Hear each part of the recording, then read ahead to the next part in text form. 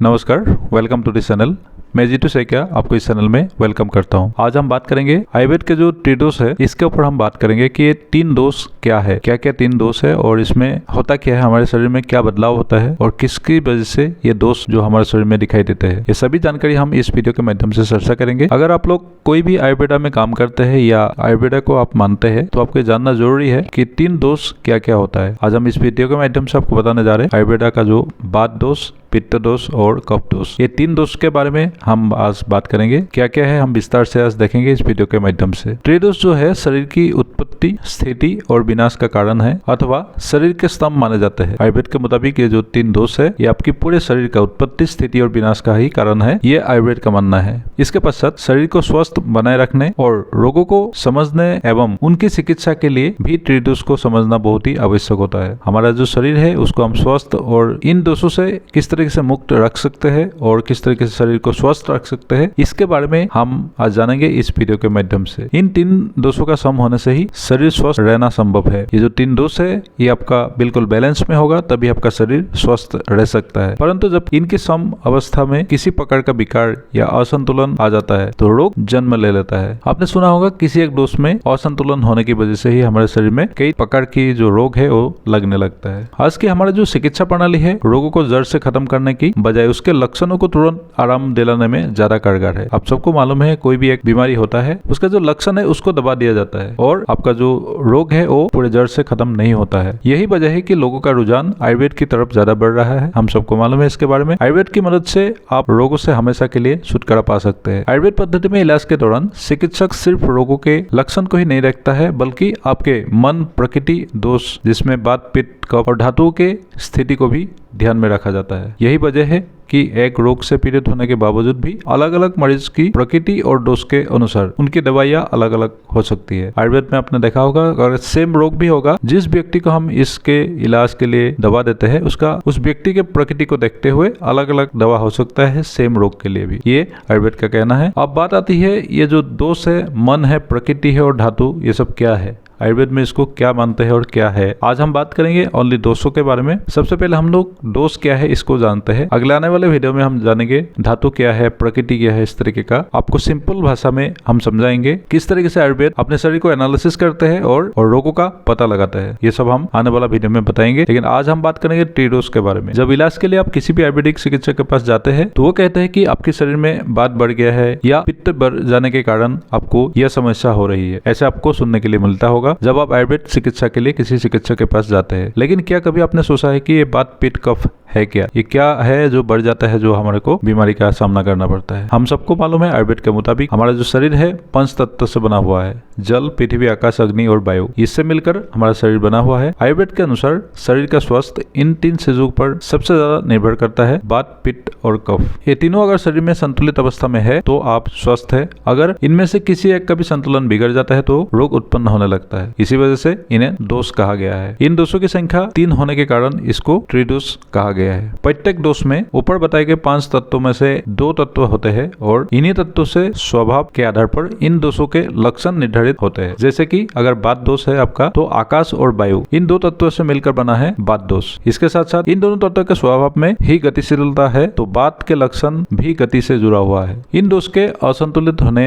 के 2 मुख्य कारण है। पहला, इन दोषों में बढ़ोतरी और दूसरा इनमें कमी। वैसे देखा जाए तो किसी भी दोष में बढ़ोतरी होने से ही रोग होते हैं, क्योंकि अगर दोष स्वयं ही कमी की अवस्था में है वो रोग उत्पन्न नहीं कर पाएगा। आपकी खराब जीवन शैली और खानपान से इनका प्रभाव बदलता रहता है और यही बीमारी के मुख्य कारण है। इसे ऐसे समझे कफ दोष को बढ़ाने वाली चीजें ज्यादा खा रहे हैं तो आपको कफ दोष से जुड़े रोगों के होने का संभावना बढ़ जाती है। जब ये 3 दोष संतुलित रहते हैं तो शरीर स्वस्थ रहता है। अगर इनमें किसी एक का भी संतुलन बिगड़ता है तो किसी न किसी रोग का शिकार हो सकते हैं आप। ये 3 दोष खुद दूषित होकर धातु और मल को भी प्रभावित कर देते हैं और शरीर में रोग उत्पन्न कर देते हैं। इसलिए इन 3 दोषों को संतुलित होना स्वस्थ होने की पहली निशानी है। आपका जो शरीर है स्वस्थ होने की पहला निशानी है। ये जो 3 दोष की हम बात कर रहे हैं, वात, पित्त और कफ, इसका संतुलित होना बहुत ही जरूरी है। अभी हम बात करते हैं कि वात दोष क्या है। सबसे पहला है वात दोष। इसके बारे में हम बात करते हैं कि वात दोष है क्या। और वात दोष वायु और आकाश इन दोनों तत्वों से मिलकर बना है। इससे पहले भी हमने आपको बताया वात दोष को सबसे अधिक महत्वपूर्ण माना गया है। आपका जो शरीर में वात दोष अगर हो जाता है तो इसको सबसे महत्वपूर्ण माना गया है। इसको ठीक करना ही बहुत ही जरूरी होता है, नहीं तो आपका काफी चीजों में इसका प्रभाव पड़ता है। इसके अनुसार जो तत्व शरीर में गति या उत्साह उत्पन्न करे वो बात या वायु कहलाता है। शरीर में होने वाली सभी प्रकार की गतियां इसी बात के कारण होती है। जैसे कि हमारे शरीर में जो रक्त संचार होता है वो भी बात के कारण होता है। बात की वजह से ही शरीर की सभी धातुएं अपना अपना काम करती है। शरीर के अंदर मौजूद जितना भी खालिस्तान है वहाँ यह जो वायु है ये पाई जाती है। शरीर के किसी एक अंग को दूसरे अंग के साथ जो संपर्क होता है वो भी बात के कारण ही संभव है। शरीर में पसीना या मल मूत्र निकालने की जो प्रक्रिया है वो भी बात के कारण ही होता है। तो आपने देखा होगा ये जो बात है कितने सारे चीजों को कंट्रोल करता है हमारे शरीर में। इस प्रकार देखे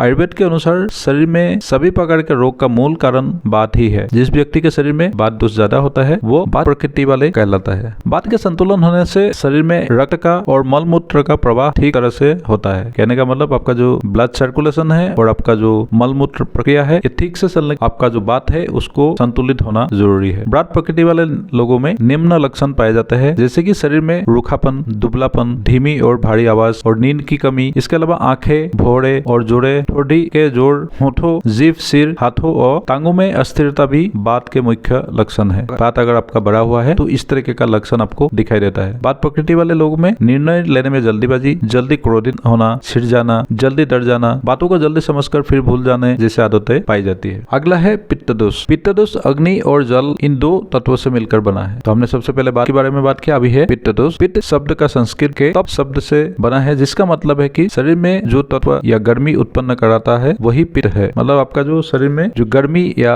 जिसको हम जठराग्नि बोलते हैं ये पित्त का काम है उसको उत्पन्न करने वाला। यह शरीर में उत्पन्न होने वाली एंजाइम्स और हार्मोन को नियंत्रित करता है। आम भाषा में इसे समझे तो हम जो कुछ भी खाते पीते हैं या सांस द्वारा जो हवा अंदर लेते हैं उन्हें खून, हड्डी, मज्जा, मलमूत्र आदि में परिवर्तित करने का काम पित्त ही करता है। इसके अलावा जो मानसिक कार्य है जैसे कि बुद्धि, साहस, खुशी आदि के संचालन भी पित्त के माध्यम से ही होता है। पित्त में कमी से मतलब है कि आपकी पाचक अग्नि में कमी, ये डायरेक्टली आपका पाचन तंत्र से जुड़ा हुआ है। अगर शरीर में पित्त दोष ठीक अवस्था में नहीं है तो इसका सीधा मतलब है आपका जो पाचन तंत्र है इसमें गड़बड़ी है कहीं ना कहीं। ऐसे लोगों को कब्ज से जुड़ी समस्या ज्यादा होती है। तो आपने देखा जो पित्त दोष से पीड़ित है उनको पाचन तंत्र विकार या कब्ज जैसे समस्या ज्यादा होते हैं। जिस व्यक्ति के शरीर में पित्त दोष ज्यादा होता है वो पित्त प्रकृति वाले लोग कहलाता है। बात की ही तरह पित्त दोष का भी शरीर के स्वास्थ्य और स्वभाव पर प्रभाव पड़ता है। पित्त का मुख्य गुण अग्नि है। पित्त के संतुलित होने से पेट और आंत से जुड़ी सारी गतिविधियां ठीक तरह से होती है। गर्मी ना बर्दाश्त कर पाना, शरीर का कोमल और स्वस्थ होना, त्वचा पर भूरे धब्बे, बालों का जल्दी सफेद होना आदि पित्त रोग के लक्षण है। पित्त रोग आपको है या पित्त बढ़ा हुआ है आपका संतुलित नहीं है तो इस तरीके का जो प्रॉब्लम है आपका ये आपको हो सकता है। इसका एक गुण तरल भी है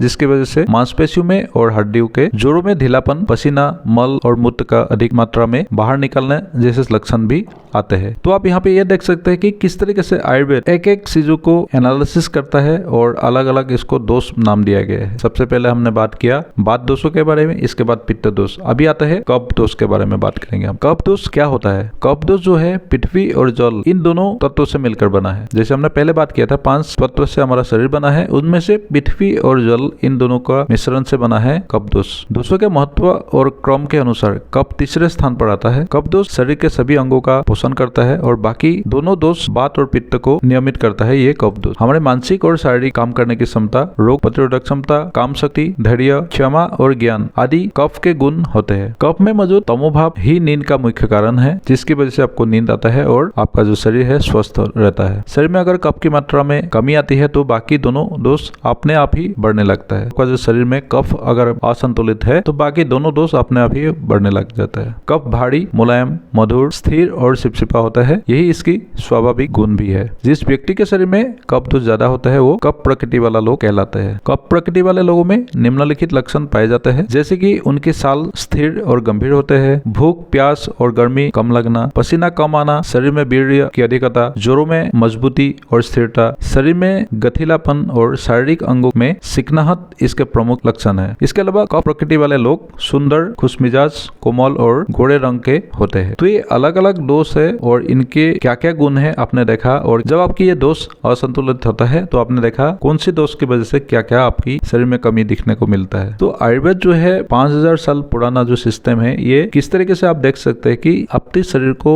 एनालिसिस करते हैं। आपने ये वीडियो देखने के बाद आपको लगा होगा कि आप में भी इनमें से कोई ना कोई एक दोष है या जिसको भी है तो उनको खुद के ऊपर आप एनालिसिस खुद करके देखिए कि जिसकी वजह से आपको क्या क्या प्रॉब्लम हो रहा है। आयुर्वेद में अगर आप किसी भी दवा को लेना है तो आपकी खुद की शरीर को आप खुद एनालिसिस करना जरूरी है। आज के इस वीडियो के माध्यम से आपको ये जानने के लिए मिला होगा कि कौन से डोज की वजह से क्या क्या आपको शरीर में तकलीफ होता है। अगर आप आयुर्वेदिक किसी भी कंपनी में काम भी कर रहे हैं तो किसी को दवा देने से पहले आप इस वीडियो को देख लीजिएगा, तो आपको मालूम पड़ेगा कि इस व्यक्ति का क्या बढ़ा हुआ है जिसकी वजह से ये प्रॉब्लम उनको शरीर में आ रहा है। तो ऐसे ही आने वाला दिनों में आपको आयुर्वेदिक संबंधी और भी वीडियो मिलते रहेगा। अगर आपको आयुर्वेदिक प्रोडक्ट आपने लेना है तो www.rjsda.com से आप प्रोडक्ट ले सकते हैं। और आज के लिए इस वीडियो में इतना ही। Thanks for watching. आने वाला दिन में आपको आयुर्वेदिक संबंधित क्या क्या वीडियो चाहिए आप कमेंट बॉक्स में कमेंट कीजिएगा। और अभी तक अपने चैनल को सब्सक्राइब कर दिया होगा ताकि आने वाला दिन में आयुर्वेद संबंधित कोई भी वीडियो देखने के लिए आपको किसी दूसरे चैनल में जाना ना पड़े, और जब भी मैं वीडियो अपलोड करूँ इसका नोटिफिकेशन आपको आ जाए। तो अपने चैनल को सब्सक्राइब करके बेल आइकन को दबा दीजिए। तो आज के लिए इस वीडियो में इतना ही। Thanks for watching